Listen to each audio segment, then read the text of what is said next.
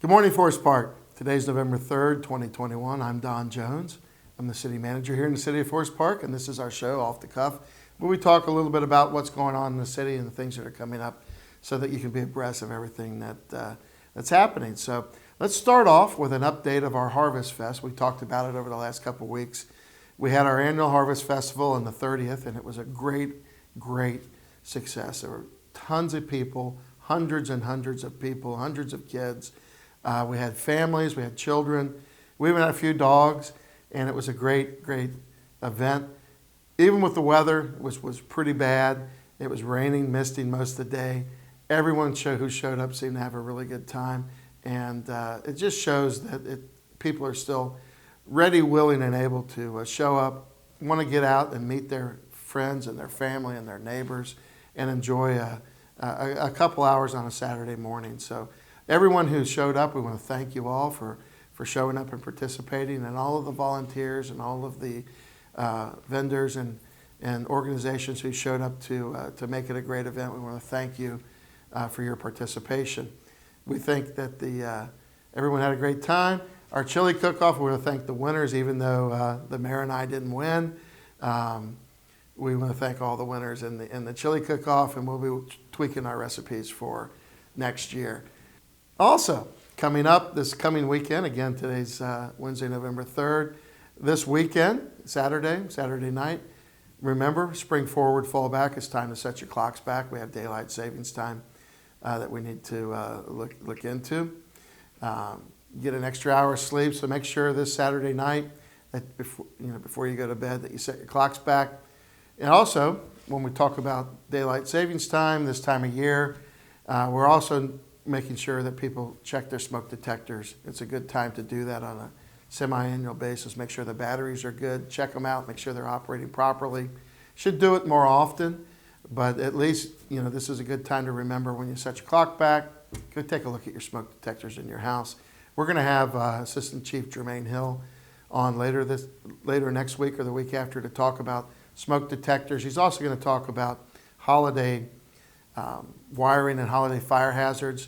It's almost time to start setting up our Christmas displays and Thanksgiving displays. So let's make sure that we do it right and we're safe, and we don't have any tragedies that result from poor wiring or poor setup. So we're going to have our fire department in here to talk about that over the next couple of weeks to make sure that anyone who has any questions or concerns can look at this, and hopefully we'll answer all the questions. Also coming up after Thanksgiving we will have a tree lighting. We've had a lot of questions. Are we going to have a tree lighting this year? And the answer to that is yes. I will say that we have more information coming. It'll be after Thanksgiving. We'll have a visit from Santa as well, so make sure if there's any kids watching here that they continue to be good so they can talk to Santa. But anyway, there will be an event for the city. Again, we hope that everyone will be able to show up. Bring your kids. It'll be family friendly, and the city will have our annual tree lighting service again this year. Also, coming up this weekend, I want to congratulate the Wintonwoods Football team. They won the first round of the high school playoffs. They'll be moving on to the second round. So I want to refer everyone to the Wintonwoods School District Facebook page and their website. Have more information about where the game is going to be, the times, the directions, and how to get tickets. So again, this Friday, Wintonwoods Football, get out, support your local football team, and root them home through the second round of the playoffs. We had our city council meeting last week. One of the main things that came up as a result of that was a gas aggregation resolution. Some of you will remember that we do have an electric aggregation that's been very successful in this town and saved the citizens many hundreds of thousands of dollars. We are moving forward with our gas aggregation. That basically council approved the ability for me as a city manager to enter into an agreement based on the pricing to move forward and take advantage of any good pricing that we can. It allows us to move quickly. Gas prices move daily.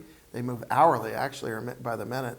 And we want to take advantage, if we can, and be in a position to move forward and enter into a contract to hopefully save this community and the citizens of this community money on their gas prices that coming forward. So that's moving forward.